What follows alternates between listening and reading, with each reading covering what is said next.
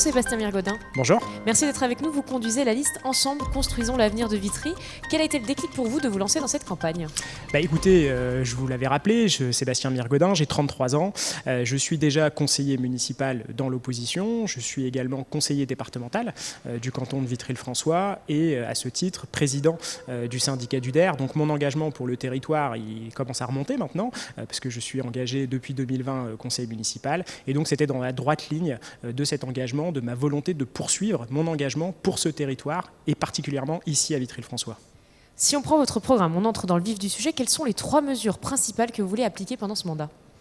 Alors c'est pas facile de retirer 3 mesures d'un programme que l'on veut très important, pas exhaustif parce qu'on n'a pas tous les sujets, mais en tout cas si je devais retirer 3 mesures, la première, et c'est ce que j'ai mis dans mon document de campagne, la priorité des priorités, c'est l'emploi.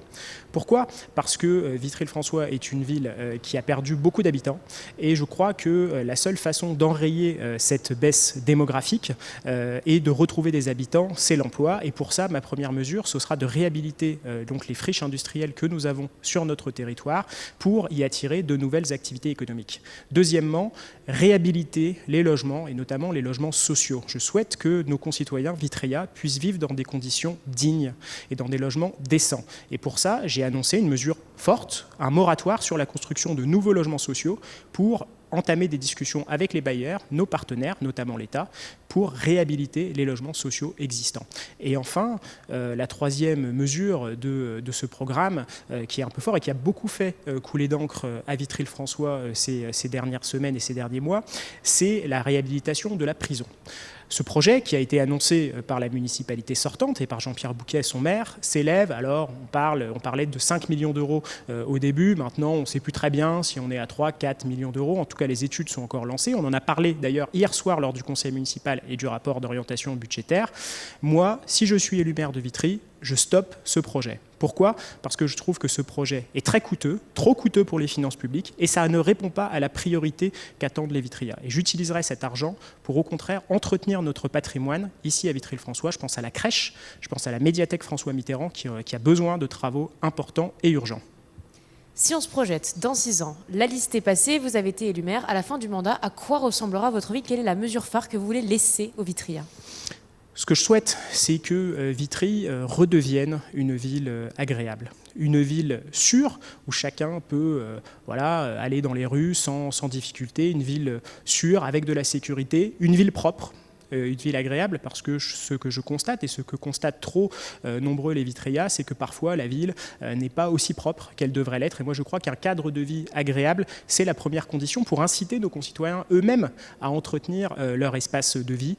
Une ville qui retrouve de l'emploi, qui retrouve du travail, qui permette d'attirer des entreprises et des activités économiques sur notre territoire, une ville qui retrouve un centre-ville dynamique avec des commerces variés et divers qui répondent aux attentes de nos concitoyens, une ville aussi où il fait bon vivre, je l'ai dit, avec une vie culturelle, sportive importante. On a plusieurs idées, par exemple de relancer des événements ici, dans ce lieu, sous ces halles qui sont rénovées une fois par mois, qui permettraient à tous les Vitriens de venir ici partager un moment, un verre entre amis après le travail. Donc c'est ça ma vision à Vitry à long terme, une ville qui enraye cette baisse démographique, qui retrouve peut-être même une croissance démographique, c'est pas interdit et ça existe dans d'autres villes, même si effectivement le contexte national n'est pas simple, mais en tout cas c'est ce que je souhaite, c'est de retrouver de l'ambition pour cette ville, une ville aussi qui retrouve des relations avec l'ensemble des collectivités qui nous entourent, bien sûr l'État, mais aussi la région, le département et les autres communes qui existent aux alentours. C'est ça mon ambition pour Vitry, elle est importante, mais j'y crois, je pense que dans 6 ans on peut relever ce défi et retrouver du potentiel dans cette ville qui en a beaucoup. Il vous reste 1 minute pour conclure, c'est votre carte blanche. Je vais vous adresser à cette caméra. Pourquoi on devrait voter pour vous ?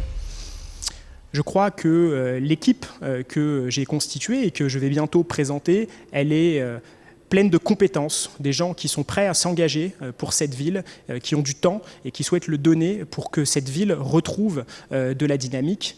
Je crois également que cette expérience que j'ai pu engendrer dans mes différents mandats, et notamment l'action que j'ai eue à la présidence du syndicat d'UDER, me permettent d'être qualifié pour demain gérer cet exécutif. Et donc je demande aux Vitriens d'oser ce changement. L'alternance, elle est possible, elle est vraiment possible le 15 et le 22 mars prochain. Donc je compte sur vous. Ensemble, construisons l'avenir de Vitry. C'est Sébastien Mergodin. Merci.